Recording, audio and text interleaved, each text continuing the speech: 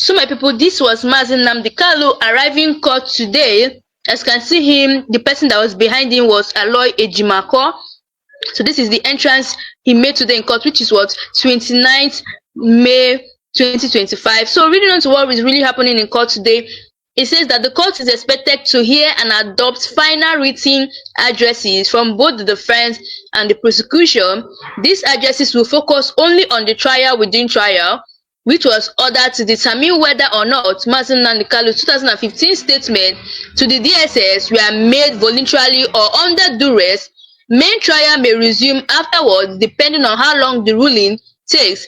The court proceedings commenced immediately the presiding judge arrived following the announcement of both teams.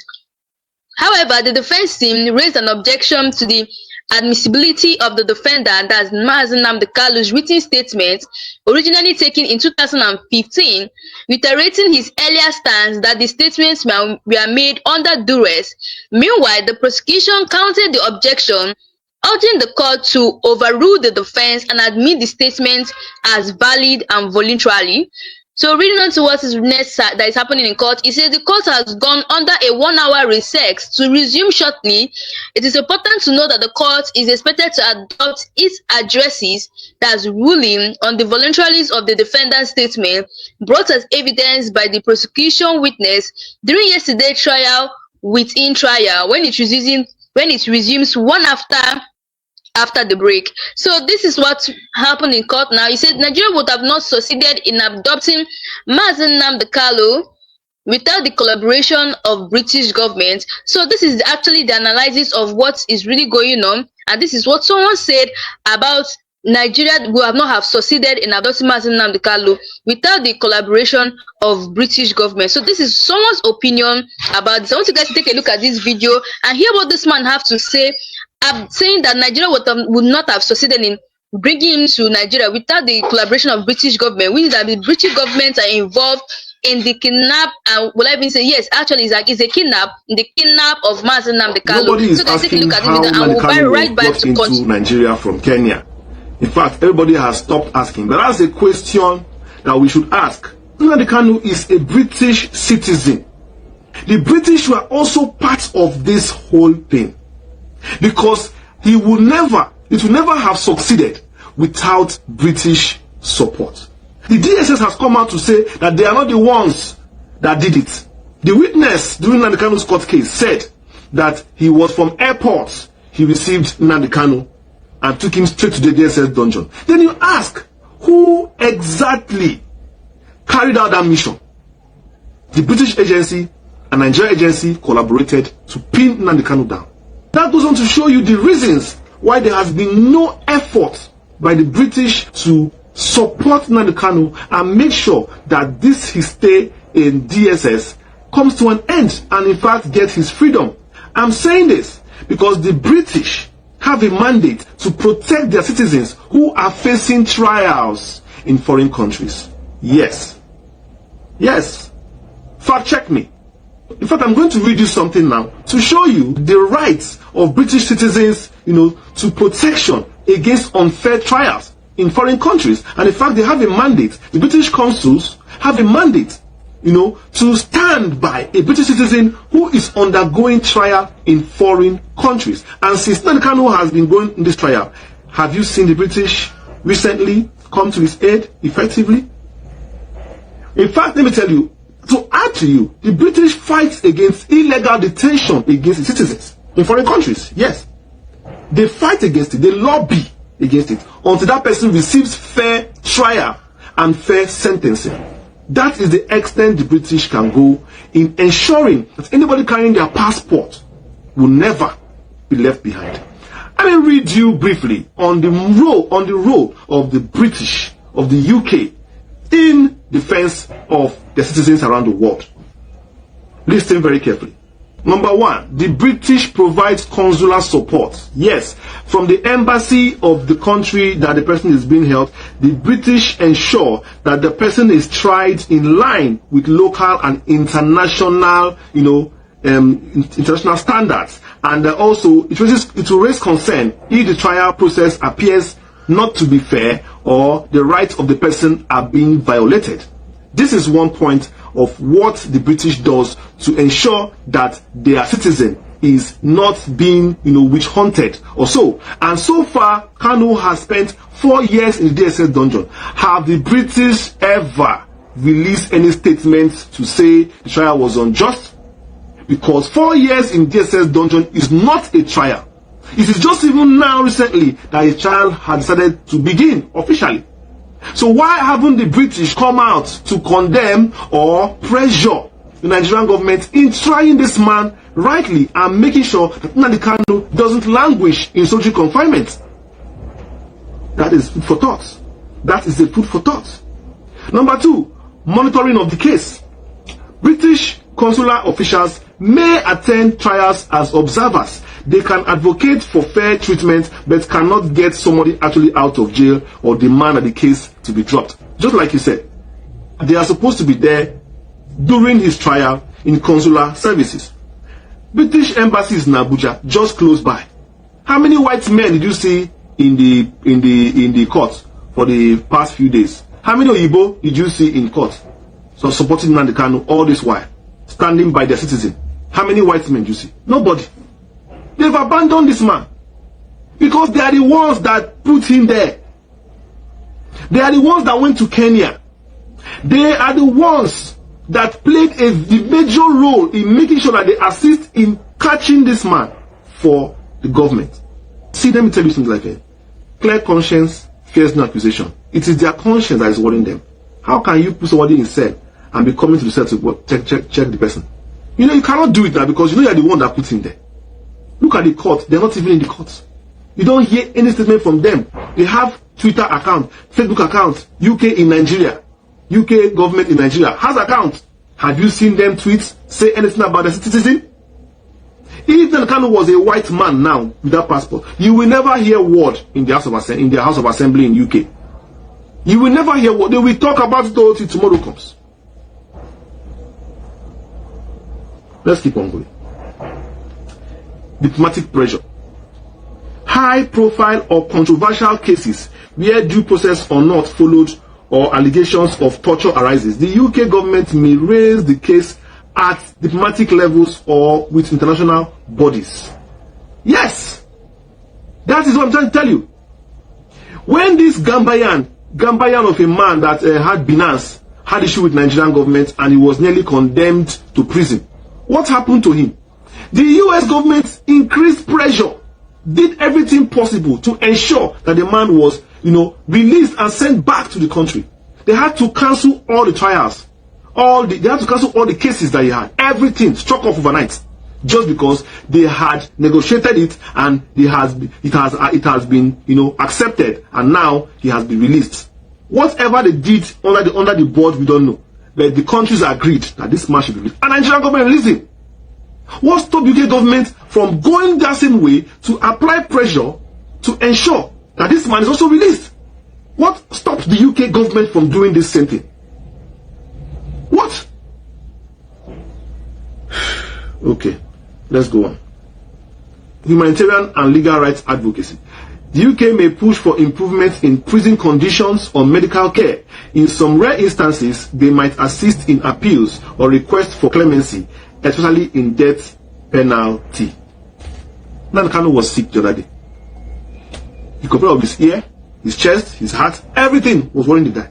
Did you see UK government pressure? He was even saying that he should go and see his doctor. They refused. The government refused. Did the UK now come and say, okay, we want our citizens to receive proper medical health care. We are sending in doctors. Okay, send in doctors from UK or from the embassy to take care of this man. Did you send any doctor? Nothing. They've abandoned this man. And what do you think? They abandoned him because they are the ones who put him there. These imperialists are not to be trusted at all. They can do anything for resources. Anything for resources. They can throw anybody under the bus for natural resources. It's always for the greater good of their country all the time. They don't mind. Number 5, no legal representation. The UK government does not pay for legal costs or represent citizens in court. That one is okay. Kanu never asked anybody, to pay his legal fees. He never asked anybody to represent him. All he wants is consular support. Yes, consular support is UK support. Your country supports you, backing you. It goes a long way. It's like somebody, you have a problem with somebody, you don't have anybody to protect you or to stand for you. People look at you, where's your father? No day. Your mother? No day. Your brother? You don't have. Your sister? You don't have. They can do you anything they like because you don't have anybody. But why would the UK come and provide such support when they are the ones that actually put him in that place? It's the UK that put Nnamdi Kanu in that cell he is now. They are the ones that bundled Nnamdi Kanu on behalf of Nigerian government. I will say it again, clearly. I will say it again because even recently, like I said, the DSA said they are not the ones that arrested Nnamdi Kanu. Until today, no other security agency has come out to claim that they are the ones that rendition Nnamdi Kanu, leaving us with two options: the Kenyan government itself or the UK security M13. Yes, security agents of the UK, the SS, the CIA of the UK. Among the two, who do you think? And even the Kenyan government has come out to say that they did not do it, leaving us now with only one option: the UK. They are the ones that use their agents on behalf of Nigeria to abduct this man and send him back to Nigeria, dumped him there, never even came out to represent him because they are the ones that put him there, did not show any body language matters in life. See, I want to advise all of you watching this video, watch out for body language. People. So my people, after Kanu's testimony, the trial within trial was now closed, and after that we now saw that, according to what you see here, he said Mr. Brown threatened me that if I don't do what they ask, they will stop giving me that 1 hour break, Kanu said through his lawyers. During cross-examination by the prosecution, Kanu insisted that some parts of the video interview played in court has been edited out. He also claimed that the DSS operatives ordered him to write statements. This is what is going on in court today. So reading on what's into the next thing that is happening, he says that Kanu, he said he forced me to make confessional statements. DSS forced me to make confessional statements. Nnamdi Kanu tells court that the DSS have forced him to make some statement that he did not want to make. You can see the way that they're trying to tie this man down, thereby forcing him to say something he did not want to say. So guys, reading on to what he's saying here, he said, while we wait upon the court to resume, here are some important points to note from yesterday's trial within the trial that are relevant to today's ruling on the admissibility of Nnamdi Kanu's statement. During yesterday's trial within the trial, the following points were noted. The DSS witness denied placing Nnamdi Kanu in a dungeon. They denied that one Mr. Brown threatened Nnamdi Kanu while making statements in 2015. So he said yesterday, it was established that the statements were obtained from Nnamdi Kanu without his lawyer, even when he requested for his lawyers. What the Nigerian law says about extracting a statement from a suspect without his or her lawyer. So guys, can see what is really going on, that they say that Nnamdi Kanu said that the statement that was made, they forced him to make those statements, which is not supposed to be so. They even said that yesterday it was established that his statements were obtained from Nnamdi Kanu without a lawyer, even when he requested for his lawyer. These people didn't give him a lawyer.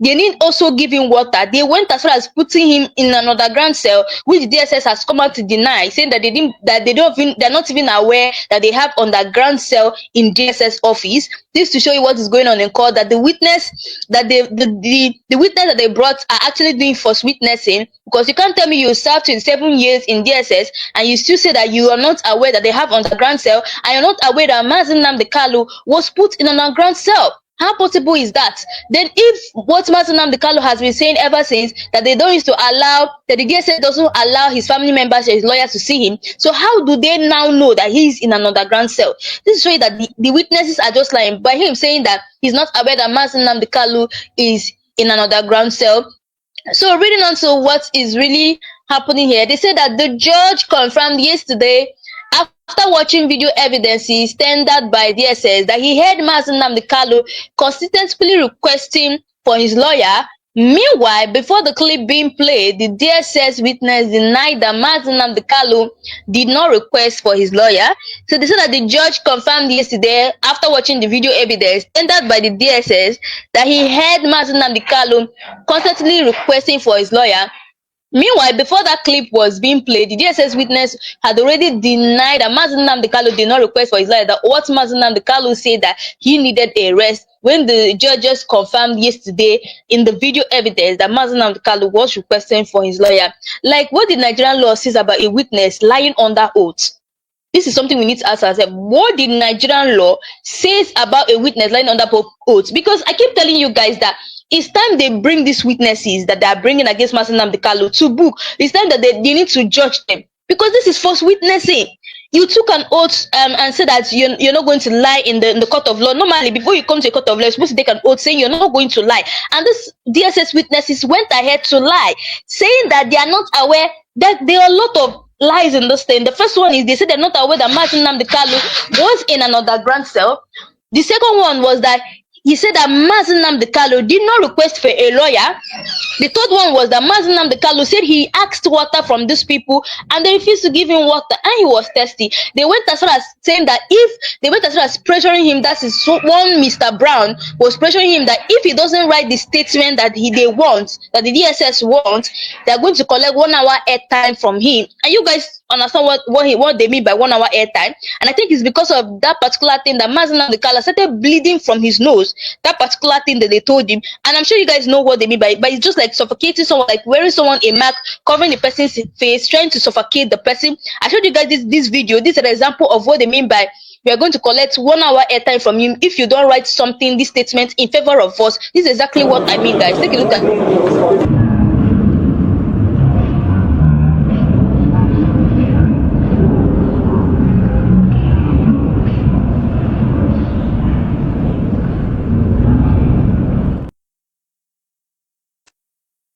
So guys, this is exactly what I mean when they said they're going to collect 1 hour airtime from him. That is exactly, you can see that person in the picture there. That's exactly what they did to Nnamdi Kanu, and I think that is the reason why he was not having a bleeding nose. Before, when Nnamdi Kanu was telling them that he is ill, he needed a doctor, they refused to give him a doctor until they started seeing blood coming out from his nose. That's when they immediately rushed to bring a doctor for him. And the claim that a DSS witness denied Nnamdi Kanu's request for a law contradicted by video evidence suggests potential perjury under Nigerian law, which carries up to 7 years imprisonment. The Criminal Code Section 118.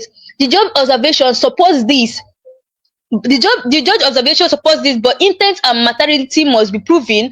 As of May 29, 2025, no charges are confirmed against the witness. Trial outcome remains uncertain. Like, let me tell you something. The fact that these people are doing false witnesses, they're supposed to go under Nigerian law, which says that which carries up to 7 years imprisonment, which is the DSS people lying. Like, this is false witnessing. And they said that there's something they said about anyone who false witness in a court, especially when you have taken an oath. There's this law that it's in Nigeria, which is Criminal Code Section 118, which carries up to 7 years imprisonment. That is what the DSS witness should be facing now, because everything they have been saying in court is nothing but false witness against this innocent man. So, reading us another thing that happened, they said, we are still waiting for the ruling of Justice James Omotosho and the just concluded trial within trial, while she prepares to give her orders. The general public anticipate that justice and fairness shall prevail in the outcome. So, guys, we are still waiting for the ruling of Justice James Omotosho to give his concluded trial within trial, while she prepares for others. And everybody is not saying that justice must prevail. That's what people are saying, that just a Nnamdi Kanu must get his freedom, because these witnesses cannot just come and be lying against an innocent man who did not do anything. And you guys know that there's a Nigerian law that says something about false witnesses, especially when you have taken an oath in court. It is really, really bad. There was even these people went as far as playing There was a time that Nnamdi Kanu in 2007 where he went for a broadcast in London and he was talking about Boko Haram. They went as far as a court to play it to everybody so that they will see what happened in London in 2007. So guys, take a look at this. This was the broadcast that was played in court. The reason why we're here today is to protest the killing of innocent women and children and men all over Nigeria, especially in the northern part of Nigeria. We are not happy. We are not pleased with what is happening, and that is why we're here today. As you can see, there are a lot of Nigerians who are protesting about the killing of families, people who are determined to tear the country apart violently, and it is not something that we support. It is not something that we would like to see continue, and we are here today to send a clear message to the Nigerian government through the High Commissioner that what is happening in the country is unacceptable and we cannot accept it. If that continues, it will lead to the violent situation of the country. There will be no more Nigeria for anyone to go to. There will be no Nigeria for anyone to refer to. In fact, what is happening in Somalia today will be like a tea party. So we cannot allow this nonsense to continue. Something has to be done. And the consequences of the actions of terrorism in Nigeria must be driven home to the people, so that even the terrorists themselves will be able to understand that there is no mandate in their government. The only thing they can accomplish is the breakup of Nigeria. If they think that they can cower people, if they think they can force people to be coerced into a religion which is not theirs, then they are clearly mistaken. We are asking for peace. We are asking for people to get together. We are asking for everybody who loves Nigeria, who is associated with that country, to please prevail upon terrorism in Nigeria so we can bring it to an end. That is why a multitude of Nigerians are gathered here today. Those of us in the UK are determined to work with the government for peace. We are determined to work with the international community for peace. But one thing we cannot stomach is a repeat of 1966. What is happening today in Nigeria was the reason why Nigeria fought a bitter civil war for 3 years between 1967 and 1970. If this continues, there will be another civil war in Nigeria. And this time around, no place will be safe in Nigeria. This time around, nobody will be safe in Nigeria. So it is imperative that everybody who has the interest of the country at heart acts now and immediately to stop this nonsense from continuing.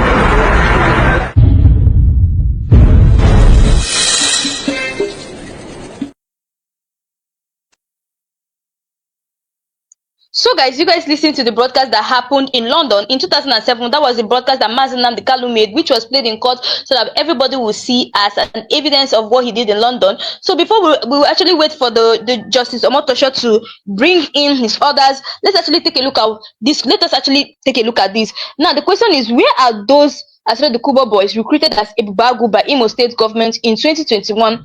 You know, before they start blaming the Eastern Security Network for every crime activities in the Southeast, they should please find the answer to the above question headline.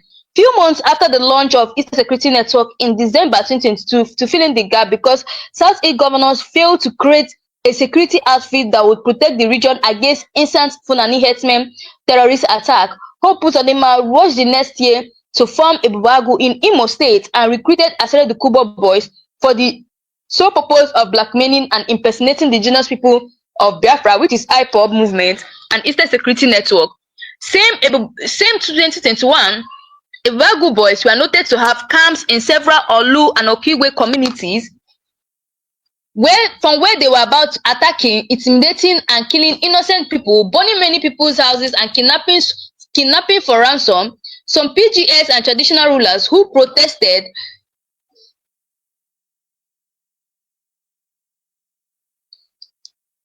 their unprofessional methods were brutally killed, their palaces, houses vandalized and burned down. And to date, Ebubagu had no office or station, yet the Imo State government announced to have set up Ebubagu in the state without government oversight and accountability. These recruited strangers went on to name many Igbo youths without mercy or respect to human life. Ebubagu did not for one day go after Fulani herdsmen. Instead, they went on a killing spree on Igbo youth.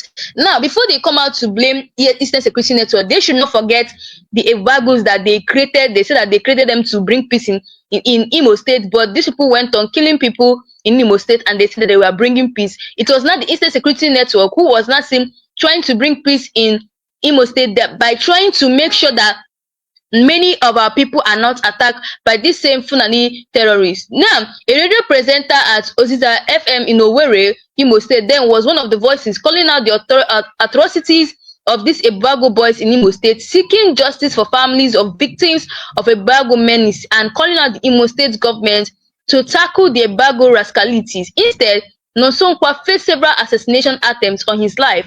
The Imo State government targeted Nosogba and later abducted him. All this because he was vocal and using his platform to speak against Ebago authorities in Imo State. Nosogba is still alive today. People can go and verify him or visit his platform to show their criminality. These Ebago boys always cover their faces with masks and mount unauthorized checkpoints along community roads within Olu and Okiwe. They usually speak pidgin English and barely speak Igbo fluently. They move around with government-donated pickup vans and Sienna with inscription reading Ebubago. They were the people many ignorant and gullible Olu residents christened as unknown government and Umuoma Sienna in 2021-2022. Later, Ikenga Ogochinyere's home was attacked and burned down by this same Ebubago used by the government against opposition and distant voices in Imo State. Many people who are tagging IPOB and Eastern Security Network to every crime in Igbo land today were not speaking up against Ebago and their rascalities then. While being recruited as Ebago and used to cause insecurity in Southeast, go after political oppositions, assassination, distant voices, kidnap many people and intimidate unyielding business and political enemies. Did Asere Kubo not say that those boys killing in Imo and Anambra were his boys recruited by the government? Did he not say that the government contracted them to work as agents, provocators by impersonating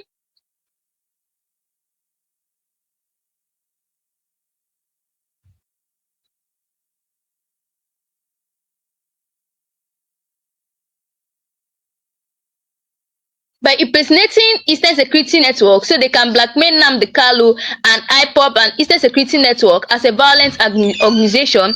Did Asere Kubo not say these things with his mouth in the video? Where are those Asere Kubo's boys today? They have left Southeast where they were campaigning in 2021. In which community were they operating from? Since 2021, have those guns in their position been withdrawn? Like a whole lot is going on about insecurity in Nigeria. So they should not actually start pointing Eastern Security Eastern Security Network and saying that they are the cause of it. They are not the cause of it. And Nnamdi Kanu has been saying this thing for a very long time now. Many people have been saying about what insecurity is actually doing to us in Nigeria, where he was calling out all the Fulani terrorists. Guys, take a look at this video and I'll be right back. Fulani can control you however they like. Once they announce it, Yoruba newspapers very foolishly and stupidly will support them because they want Tinubu as the president. And you are all dying every blessed day. You are all dying every day. Had you people risen up to say that what is happening in Nigeria is bad, there is no way that Fashoranti's daughter will not be alive today. That is the price you pay for duplicity. That is the price you pay for treachery. That is the price you will continue to pay until you rise up and say enough is enough. It is up to you to do it. You did it during NSAS. You can do it again. Can you imagine Fulani people telling you, if you remove Fulanis from Yoruba forest, imagine Fulani telling you, if you remove them from your ancestral lands, there will be war, and you are panicking. And you have not asked yourself, why are they not saying something about the East? Why did they not say to Eastern Security Network? Why did they not say to me, if you don't stop evacuating Fulani terrorists from the forest, there will be war? Because they know. They understand psychologically that you don't have what it takes to resist them. Do you know why Borno State is still alive? Why you still have the Kanuri people in Borno today? Was because they resisted the Fulani centuries ago. You have to go back to history to understand how Nigeria came into existence. Fulani has been expanding from day one, from Senegambia. All the way from Senegambia, they've been expanding, and now they are in Okiwe. All the way from Senegambia. They are now in Okiwe. And you're asking us to somehow fold our hands and keep quiet because of 2023, because one idiot is going to come out to become a president, because of that rubbish, because of that nonsensical notion, we should fold our hands and wait until we are overrun by the Janjaweed from the Sahel. Is that how reasonable people think? Is that how people that wish to survive as a race, is that how they reason? It is very, very shocking that some of you do not understand what the Fulanis have in store for you. Very, very soon it is going to happen. And when it happens, your eyes will clear. And about whom you will see it very clearly. I was warning you. In 2014, 2015, 2016, they said he's a warmonger. He's a warmongering. I went to America and I told World Igbo Congress that this war you are avoiding is going to come to your villages. They said, no, it's not going to happen. What is happening today? When Yoruba was supporting the dead idiot called Buhari, did I not warn them that this evil you're supporting will consume you? They never listened. They never wanted to listen. IPOB is a terrorist group. You're trying to divide Nigeria. But Mietiala is not. People that you are calling bandits, have you heard anybody come out to say, please Buhari, since presidency is there defending terrorists in the forest, why don't you proscribe them? No, you cannot proscribe a Fulani group. Never. And all of you, we are supporting evil.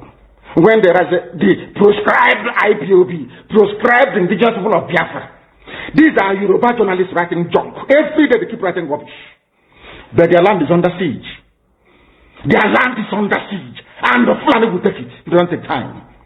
So I am here today to encourage them that they must stand tall and be very strong, resolute. That is what Fulani does. They control the media. They have well-paid consultants all over the world doing their bidding for them. They have that woman at UN trying to lobby the world that everything is okay in the zoo called Nigeria. But you and I know that the zoo is not okay. You and I know the game plan of the Fulani. And what are you doing about it? Nothing. Every day you read, you lament, you complain. Every day you read, you lament. And that's all you do. That is all you do. You read, you lament, you complain. You do nothing about it. Your lives are being taken away from you. Your forests are being occupied. Your mothers are being raped. Your daughters are being abducted. And the whole national government, presidency, is supporting such people. And you're telling me that Nigeria is viably sustainable. Is that what you're telling me? That somehow this contraption is sustainable, it is viable. It can never be.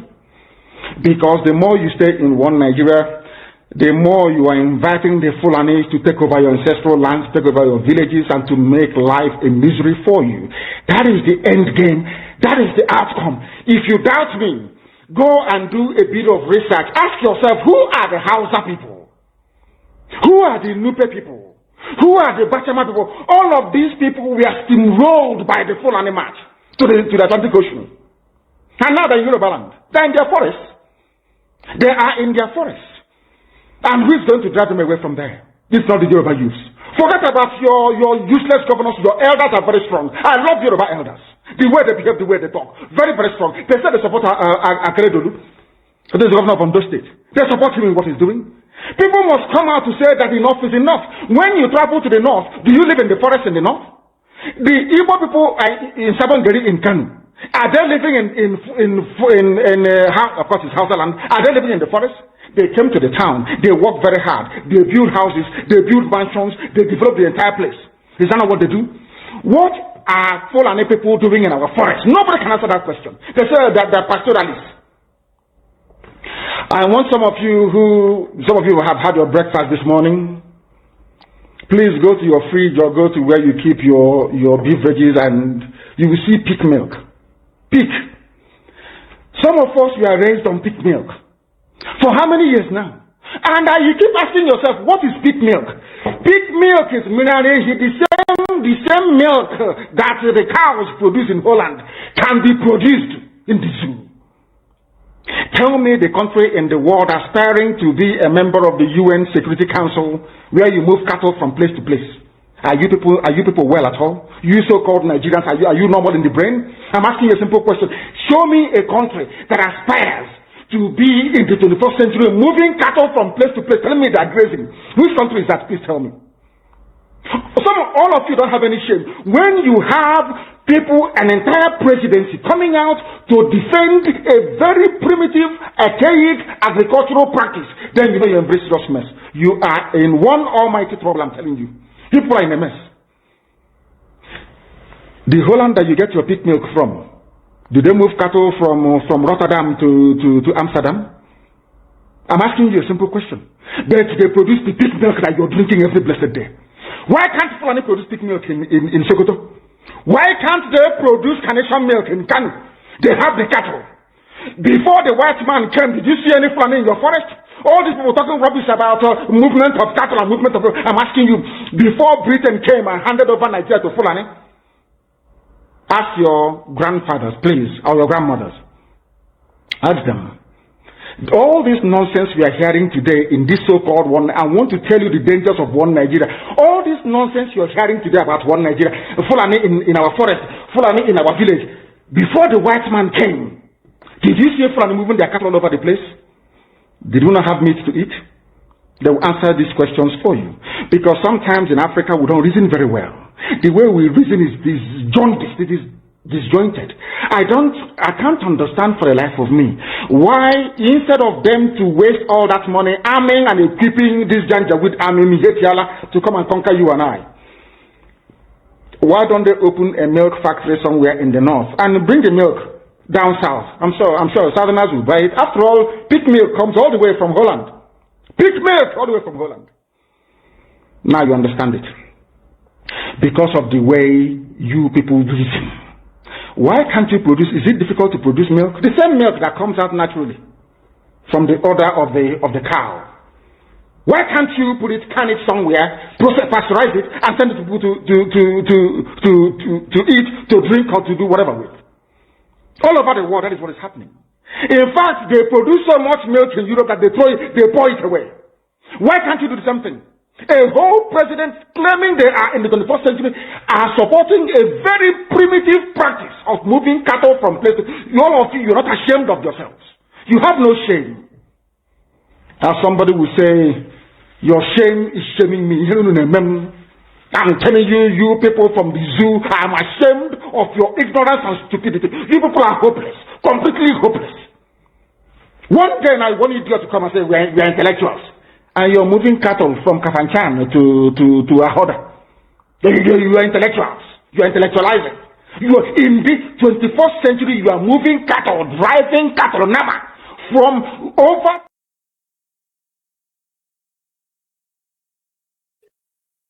So, my people, you guys have listened to what Nnamdi Kanu said about insecurity as well as things that is going on in this country. Like, everybody is now complaining of what is going on. People are saying that they should release Nnamdi Kanu. He is the only savior that is going to liberate us.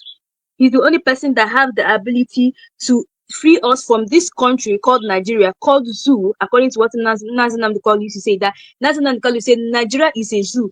And many Southeast governors have not been helping matters in Nnamdi Kanu's court case because everybody is going silent, especially the Southeast governors are going silent on it. Recently, people are so disappointed in Anambra State Governor Soludo.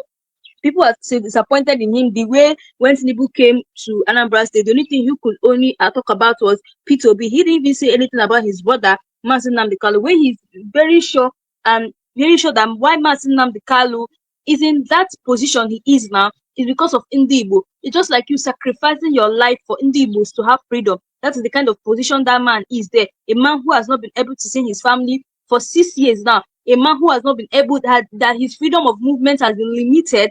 Still, these people cannot rise up about their brother. The Southeast governors cannot rise up and say, let them do a meeting and submit a letter to the president of Nigeria so that they can be able to release this man. If Tinubu can release Metu Alale, why can't he release Nnamdi Kanu?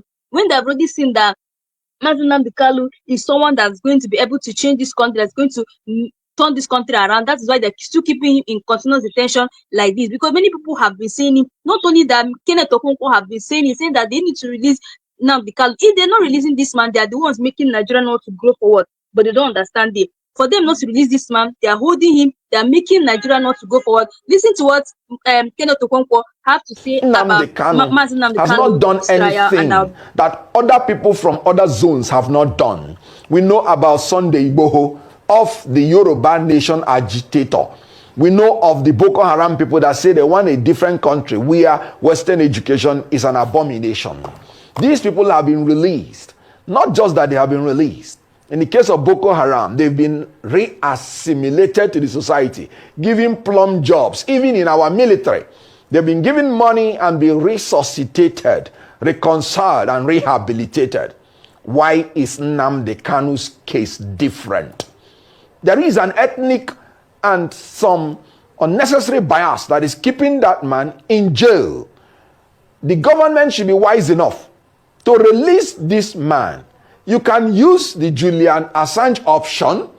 If you don't want to say you are losing face, you can release him conditionally. You can release him unconditionally. As a lawyer, I've watched the legal issues very clearly. And I saw that even in the courts, from the High Court to the Supreme Court, there are discordant tones amongst them. Even in the issue of bail, some of the tier of the courts have granted him bail. Even in the issue of the charges, some tier of the court had quashed all the charges. So you can see that the government has a lot of places it can stand to release the young man and bring peace to the southeast.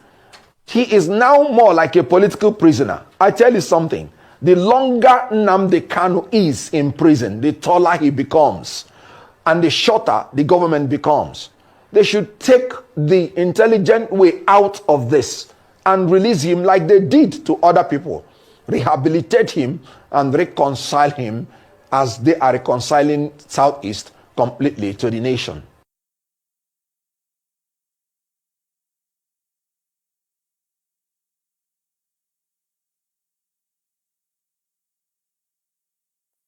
So many people, you guys heard what Kenneth Okonkwo have to say about Nnamdi Kanu's trial. And let me tell you guys something. You know, I think that the government should use their intelligence in handling this Nnamdi Kanu's case. Because since they have been able to release other people and rehabilitate them, they can still do it to Nnamdi Kanu. Yes, they can do it, because the longer they keep keeping this man in detention, the more things are spoiling for them. The more that this country is not going forward. And that's one thing that the Nigerian government has refused to understand. That them keeping Nnamdi Kanu in detention, just like holding the progress of this country. If they can do it to other people, if they can release other people, why can't they release Nnamdi Kanu? They need to bring peace in the Southeast, because many the Southeast are not happy because of the detention of Nnamdi Kanu. The Nigerian government detaining Nnamdi Kanu is just like a way of saying that they hate the Igbos. So them detaining Nnamdi Kanu for 6 years means that they hate the Igbos, because they have actually released many people like Metu Alali. You guys know Metu Alali. They are the leader of this Fulani bandits.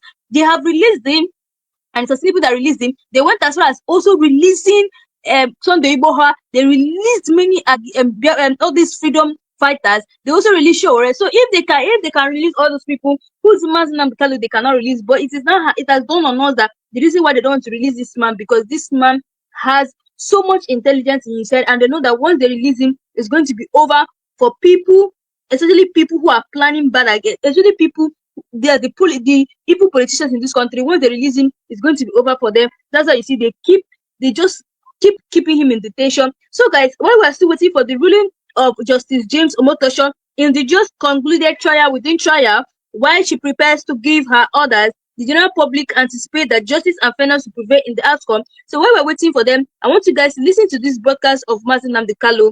When Buhari started this agenda, Nnamdi Kanu was the first person that pointed it out. He was the first person that told Nigerians, had alerted Nigerians to what is coming. Nobody believed him until eventually Buhari now exposed himself, and you started seeing Nigerians now providing their own security, from Amateku to Ebubago that never was in Imo State and all the rest of them. It was under Buhari's word that you saw all these terrorists. Nnamdi Kanu alerted us. Go and check. It was this revelation that angered Buhari. That was why he started his ESN in the Southeast, to protect the Igbos. So it was not easy, because the first place of call would have been in the Southeast. That Buhari felt that we are too stubborn, that he's going to deal with us and another. Nnamdi Kanu took preemptive steps to protect the Igbos in the Southeast. So this thing angered Buhari, because they were not easy to penetrate as they planned. That was why they put him in Kula and they used all of them. Ask yourself, what is that thing that is so special in him? What evil will come back to haunt you. All of you never knew that IPOB and this Biafra movement was for your liberation. Some of you saw maybe the oil and gas from Biafra land. If they go now, we won't have access to oil and gas. In the process of having your eyes fixated on oil and gas, your forest is gone. Do you understand it? There is nothing more precious in life than freedom. Freedom is very important. And I need you to understand this very morning. Every Yoruba person supporting Fulani, You are setting up yourself to become like the Hausa people. Remember when Hausa was supporting Fulani? We are Hausa Fulani. We are Hausa Fulani. Where are the Hausa people today? I ask you. Where are those Hausa people today? Do you see them anymore? They're saying we are Hausa Fulani. We are Hausa Fulani. Do you see them again today? Do you see them? I'm asking you. No, because Fulani have completely overwhelmed them. It's called emasculation. Completely emasculated them. Look at what they're doing in the East. In the East, they come to the East, they will tell you, oh, you want to be the president or vice? Yeah. They say, give us land for Ruga. They give them land. I saw Joseph Kadu did that law, Banta. They've taken it over in forever and ever. Give us land in your state. Purpose of them are prove to us that you are stooge. Give us land in Olu. Purpose of them will give them land in Olu. We can go and kill people in Obibo. We can kill for them. How many Fulani governors are prepared to kill bandits? I didn't say normal people. I'm talking about armed, dangerous bandits. How many Fulani governors? Go and read your newspapers, you will see it there. Fulani governors are negotiating with them, giving them arms, giving them vehicles, making sure that their life is no longer a misery. But see, they come down to the south. They tell you, give us land for Ruga. Go and kill your people to prove to us that you're one Nigerian. That was why Obi also was talking rubbish. Was it yesterday or 2 days ago? Supported by the BBC. The problem you people have in Nigeria is this. Your journalists, you see people, Punch newspaper, Tribune, Vanguard, and Nation, they are your second worst enemies. I'm telling you the truth. They can never ever be objective in their reportage. Never ever. That's why all of you are suffering. But you don't know it. They were the same people used to scuttle the NSAS protest. Of course, some of you went about looking for Indomie in warehouses. Typical black people. Any revolution that is coming now, you must stand very firm. They'll say, oh, you're Igbo. Oh, you're Yoruba. Oh, you're from Urobo. Don't join them. It's our turn in 2023. If you do this, you will scuttle our chances of becoming the president in 2023. Ask yourself, all of them that have been president from time immemorial, what benefit has it brought to you as a human being? Absolutely nothing. So you have nothing to lose. Absolutely nothing to lose. You look at them now, how they have now descended on Yoruba people, asking them to concede, give us your forest, we must graze, we must do this, we must do that. And slowly before your eyes, they are giving in, they are capitulating, they are allowing them to go, if you don't give it to us, Tinubu will not be president in 2023. Tinubu won't be the president. That's what I'm saying to you. And foolishly you will agree and hand over your land to them. And once they take your land over from you, look at Hausa. Because there is a saying where we come from. If you want to know what your life is going to become in the future, look at Hausa people. If you want to understand or appreciate, I will say, the life that you are about to bequeath to your children and grandchildren, look at Hausa people. Is there any Hausa governor today? Is there any Hausa emir? Is there land though? Katsina is Hausa land. Kanu is Hausa land. Sokoto is Hausa land. The Hausa people own it, indigenous to those areas. I'm asking you this question. Is there any Hausa man who's an emir in the north? The answer is no. Something's going to happen to you.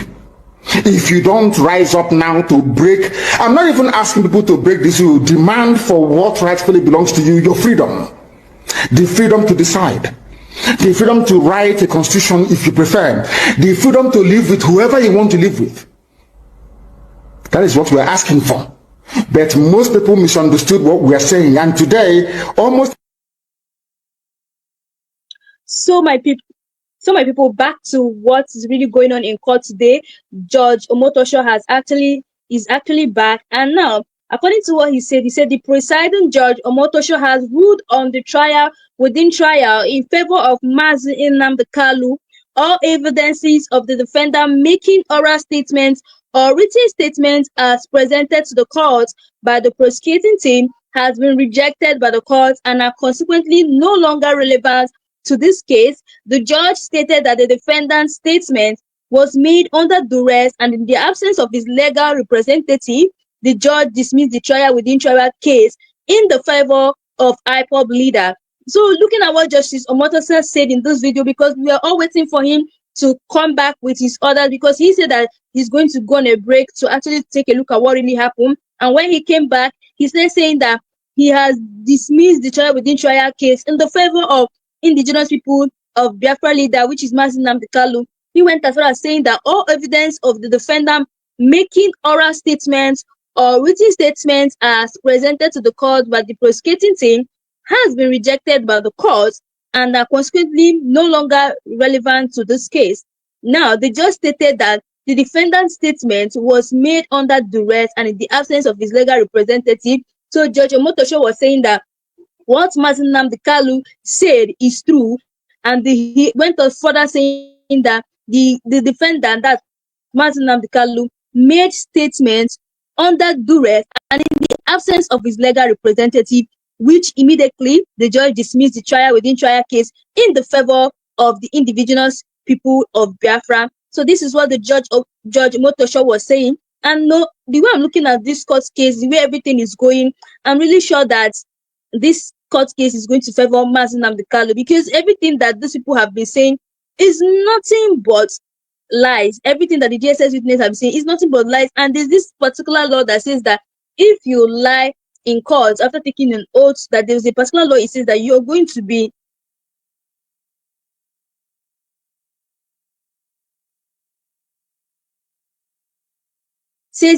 in prison for 7 years for all the people that used to take oaths in the court, and after that they will be giving false witnesses. Because we have actually come to a point where we say we've checked everything that Nnamdi Kanu said. We went as far as going to his broadcast to see if there's something to use against him. They didn't find anything, but instead Nnamdi Kanu has been winning them in the court case. Like everything that Nnamdi Kanu has been saying, the judge has been finding favor in Nnamdi Kanu. And I think this is the work of the Lord. Like God is really working in this man's case in court. A lot is really going on now. So guys, before we come back to what the court is really saying, I want you guys to actually listen to what these people have to say about Nnamdi Kanu, the way that that these people collaborated with the Interpol, collaborated with the International Interpol to abduct Nnamdi Kanu from Kenya. Guys, take a look at this. Concerning Interpol, they are saying they did not participate in the rendition of the detained leader of the indigenous people of Biafra, Nnamdi Kanu, from Kenya in 2021. And that particular denial was given by the Vice President of Interpol Africa, Garba Umar, during a television interview, specifically on News Central Television. What's your take on that? So if Interpol was not involved, then who did? That will tell you the way they are looking at Nigeria. You know, all these lies is an embarrassment on his own. No. Who is lying? Wait, Barrister, I want to clarify something. Who is lying? Interpol or the Nigerian government? The Nigerian government said it was in collaboration with Interpol. Interpol, in fact, 110% right. If Interpol were to be involved, they will tell you. They will be the ones to even hand over Nnamdi Kanu to the Nigerian government. They were never involved. But they wanted you to look at it, they carried that system follow due process. Remember, that was one of the reasons why the United Nations was angry with the Buhari government.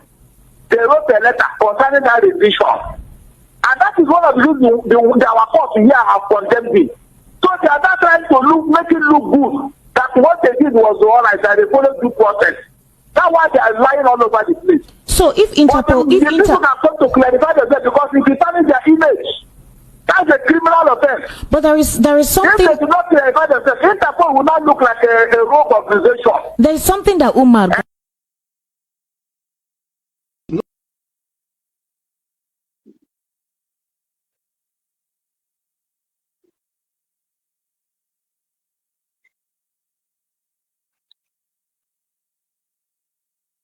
Nobody is asking how Nnamdi Kanu was brought into Nigeria from Kenya. In fact, everybody has stopped asking. But that's a question that we should ask. Nnamdi Kanu is a British citizen. The British were also part of this whole thing. Because it will never have succeeded without British support. The DSS has come out to say that they are not the ones that did it.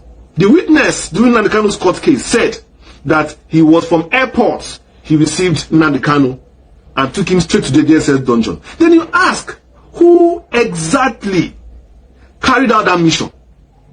The British agency and Nigerian agency collaborated to pin Nnamdi Kanu down. That goes on to show you the reasons why there has been no effort by the British to support Nnamdi Kanu and make sure that this his stay in DSS comes to an end and in fact gets his freedom. I'm saying this because the British have a mandate to protect their citizens who are facing trials in foreign countries. Yes. Yes. Fact check me. In fact, I'm going to read you something now to show you the rights of British citizens, to protection against unfair trials in foreign countries. And in fact, they have a mandate. The British consuls have a mandate, to stand by a British citizen who is undergoing trial in foreign countries. And since Nnamdi Kanu has been going in this trial, have you seen the British recently come to his aid effectively? In fact, let me tell you, to add to you, the British fight against illegal detention against its citizens in foreign countries. Yes. They fight against it. They lobby against it until that person receives fair trial and fair sentencing. That is the extent the British can go in ensuring that anybody carrying their passport will never be left behind. Let me read you briefly on the role of the British, of the UK, in defense of the citizens around the world. Listen very carefully.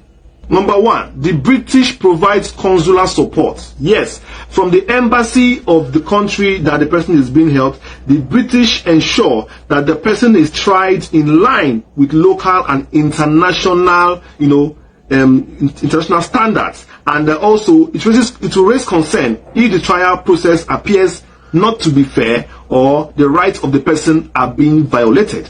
This is one point of what the British does to ensure that their citizen is not being, witch hunted or so. And so far, Kanu has spent 4 years in the DSS dungeon. Have the British ever released any statements to say the trial was unjust? Because 4 years in DSS dungeon is not a trial. It is just even now recently that a trial has decided to begin officially. So why haven't the British come out to condemn or pressure the Nigerian government in trying this man rightly and making sure that Nnamdi Kanu doesn't languish in solitary confinement? That is food for thought. That is the food for thought. Number two, monitoring of the case. British consular officials may attend trials as observers. They can advocate for fair treatment but cannot get somebody actually out of jail or demand that the case to be dropped. Just like you said, they are supposed to be there during his trial in consular services. British embassies in Abuja, just close by.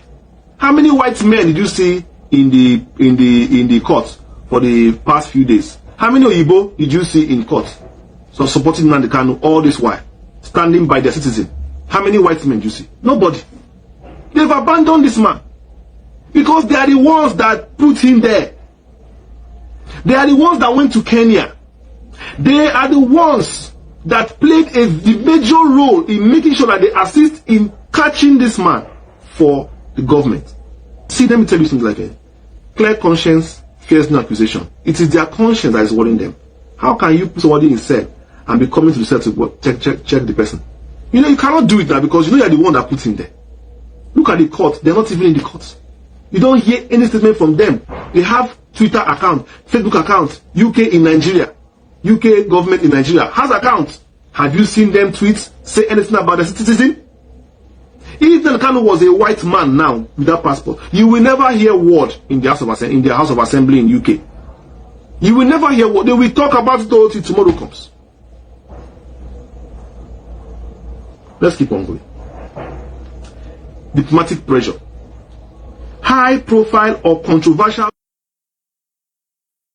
So guys, many people have been talking about Nnamdi Kanu's trial today in court, 29th May 2025. Many people have been saying, based on what the judge just said now, the judge said that because the judge have watched the video evidence of what really happened in the video where Nnamdi Kanu was saying that this DSS witness were denying him his lawyers. So the presiding judge Omotosho has ruled on the trial within trial in favor of Nnamdi Kanu. And many people have been commenting on that, saying that we don't need to over rejoice yet. Let us actually see what their plan is. But if it's about Nnamdi Kanu, he has won the court case. And then, the judge was saying that all video evidence of the defendants making oral statements or written statements as presented to the court by the prosecuting team has been rejected by the court and are consequently no longer relevant to this court. And the judge went on further saying that the defendant's statement was made under duress and in the absence of his legal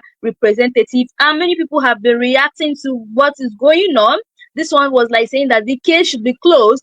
Every single evidence the prosecution held to is to Nnamdi Kanu's statements made under duress, as the judge has quashed them. The case should be thrown out because for 10 years the prosecution has no substantial evidence against Nnamdi Kanu. And it's actually true. I feel that for 6 years now they have not found, or will I even say 10 years, they have not found any substantial evidence against Nnamdi Kanu. So what are we going to do to this first witness, DSS? What should we do to them? They need to go in for their own trial. They need to go in self, because we need to actually, for this particular first witness they need to get punished for this particular first witness. Many Nigerians are not asking what will not happen to this first witness, because the judge have already given us evidence that what Nnamdi Kanu is said is true, because Nnamdi Kanu said his lawyers, the DSS witness were not giving him access to lawyers. But when they asked the DSS witness in court, he said no, that Nnamdi Kanu is lying. And now many people are now saying that Nnamdi Kanu has already won, because the judge has just confirmed that what Nnamdi Kanu said is true. And what do you guys really think that should happen to the DSS witness who has just made a false accusation against Nnamdi Kanu? So reading on to what this person said, the person said, I think this is a test run of the game. We should not be overjoyed to see the next card they have to play. They will give us small wins to evaluate our excitement and then divert the whole process.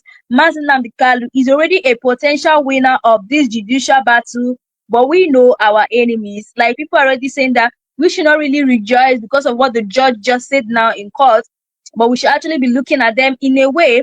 But we already know that Nnamdi Kanu is already a potential winner of this judicial battle. And this one said, therefore, let the witness be on put docket for trial for perjury because of this false witness they have done against Nnamdi Kanu. And many people are saying that Chukwu Okike Abiyama will still keep on preserving and protecting Nnamdi Kanu in this his court case, because God has actually taken over in his court case. And very soon we are all awaiting for Nnamdi Kanu to be released, because we know it is time. And many people are now saying that what will not happen to the evil witnesses, any consequences for false testimony, because many people are asking, they want to really know what will happen to this DSS witness who just did a false accusation to Nnamdi Kanu, who just did a false witness to Nnamdi Kanu. Many people are asking what will happen to them. Everybody's question. People are saying it is a valid question. We need to ask the judge, what is he going to do to this particular people who has testified? This is a false witness. Guys, a lot of things is going on in court today, and we all hope that Nnamdi Kanu is released, because the way things are going in court now is as if the judge is now in the size of Nnamdi Kanu. Just like I told you guys, he said that the judge dismissed the trial within trial case in the favor of IPOB leader, that's Nnamdi Kanu. So we are keeping our hands crossed as we hope that Nnamdi Kanu is going to be released. Though the judge has once said that he doesn't like the fact that Nnamdi Kanu is in detention while other people go for their break. A man who has a family, who has not seen his family for so long, will no more, he will no more be able to see his family. And the judge was saying that anybody that is bringing witness should bring it within 6 days so that they can be able to close the court case. And if they're not able to bring all the witnesses within 6 days, he's going to rule over the case and call it a case closed. Like, guys, a lot is really going on now in Nnamdi Kanu, and we just hope that Chukwu Okike Abiyama, may he be with a smile, and we all pray that he will be released soon, because many people have started saying that we are still seeing the hand of God in Nnamdi Kanu. Yes, because ever since he started arriving in court, the judge has been in his favor right from beginning, and these people, the DSS witness, have been testifying bad against him, and the more they keep testifying bad against him, the more God is vindicating him and even using him to mock his enemies, because the more these people are saying things that he did not do, the more God is vindicating him and even because at this point in time now, the DSS witness, like, shame should be even be catching them. They are supposed to be in a big shame because everything they have said in court, nobody believed them. Even the judge is not believing them because the more they're asking them question, they don't even know what they are saying self. So, and someone said here, this is a question someone is asking. He said, if someone was refused the presence of his legal team and other necessary persons he requested in spite of his request for this while making confession statement, was this not duress enough? He was forced to make the statements under duress. Exactly, Nnamdi Kanu was forced to make those statements under duress, and this was what the judge was actually looking into. Let him know if what Nnamdi Kanu said is true, and he later confirmed that it was true. And many people are saying that he has seen enough evidence to know that the defendant was truly under duress. If he rules otherwise, God will judge him ruthlessly. Many people are saying that the judge has already seen that the defendant is not lying in this case. Like, there's so much evidence to know that what Nnamdi Kanu said about DSS officials is actually true. Like, about what is really going on. Many people have been reacting to it. So let's just be observing. All here, Biafra will keep looking out like what is really going to happen. But we all know that Nnamdi Kanu is soon going to be released. That is all we know, and that is our final judgment, that he's going to be soon be released. Anyway, guys, that's all we have for today. Let me know your thoughts below. If you have anything, like, want to draw any comments about what is going on about Nnamdi Kanu's trial, please don't forget to drop your comment below. And also, if you know you're new to this channel, please don't forget to click the subscribe button, like and share. So guys, thanks for watching, and see you guys in my next live section.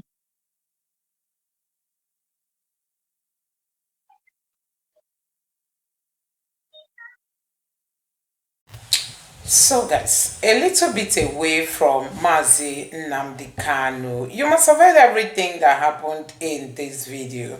Honestly, it's so sad that they are just looking for a way to, jail this guy, despite the fact that what he is fighting for is something every Igbo man can relate with. Even these politicians that believe that all is well while all is not well. The level of marginalization, we have the weakest set of politicians as leaders. We have the weakest. What the Igbo leaders are condoning, guess what? A northern leader cannot take it for a moment. You can imagine your people are denied seaports, they are denied railway, they are denied international airport, they are denied good roads, they are denied good schools, they are denied everything. You see how much Tinubu is using to build a coastal highway because it has to do with Lagos. Trillions upon trillions, but they cannot bring down 1 billion naira projects in Igbo land. No, they can't. But he's using trillions upon trillions to build that road. Now, there is nothing that is being done that was done under the Buhari's government or that is being done under this government that is to the benefit of Igbo. How would they do it? They only come to the Igbos when they need something. When it's election season now, they can come. What would they even promise? I don't even know. But you see, the whole thing is just somehow, when you look at the way things are being done in this country, you just wonder why an Igbo man will not be revolting.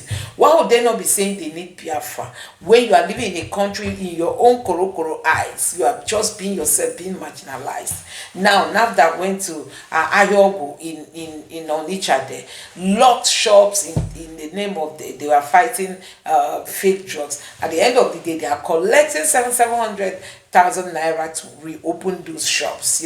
How would people's life not be ending if the market is selling bad drugs? Why will it not continue when the government is not ready to fight production of fake drugs? That's why people are buying, because we don't even have agencies that do their work. Anyway, guys, you must have heard that Tinubu went borrowing. Now, this person says since the EFCC have recovered $967 billion. Why can't Tinubu borrow $21 billion? Or am I missing something? So the EFCC has gotten 900 and something billion. But Tinubu is looking for only 21 billion. Why didn't he borrow it from that money that the EFCC has recovered? Or the EFCC recovered this money and then the Tinubu's government is keeping it? Why are they keeping it? Are they keeping it for election? If you have listened to Elijah Agbo, the guy who who was in the Senate floor, he talked about how they use money that is meant for Nigerian people to run election. That is it. Now, this person said, you must have heard that Tinubu is borrowing, right? So let's take a look at some of the reactions. This person said, government of fraud, government of crooks, government of scams, government of cheaters, government of drug laws, government of certificate forgers. You can imagine that is what we have. And this person said, make una they ask them, this pain is too much. Borrowing Nigerians future away, enough is enough. And this person said, please Nigerians, it's Tinubu and his servants plus the agencies deceiving themselves or Nigerians. You recovered 967 billion from looters, and same government is trying to borrow $21 billion from foreigners. Is this not madness? You borrowed 900 and something billion, and now you recovered 900 and something billion, and now you want to go and borrow just 20 something billion. You're going to borrow. Where is all the money that was recovered? That's what Nigerians are asking. Honestly, this government is just something else. Why won't you miss something since you and your candidate get advice from mad people? Oh my God. And then this person say, waiting on the smoke for this country, for God's sake. You see, Tinubu recovered this, but he's going to borrow this. I'm sure these guys don't know the value of $967 billion. They don't know that amount is bigger than the whole of Nigerian economy, 5 times our 2025 nominal GDP. You see? So guys, in short, let me stop here. Let me know what you think about this in the comment section below. Please don't forget to subscribe to the channel, turn on the notification bell. Please give this video a like so that YouTube can recommend it to others, and drop your thoughts in the comment section below. Thank you.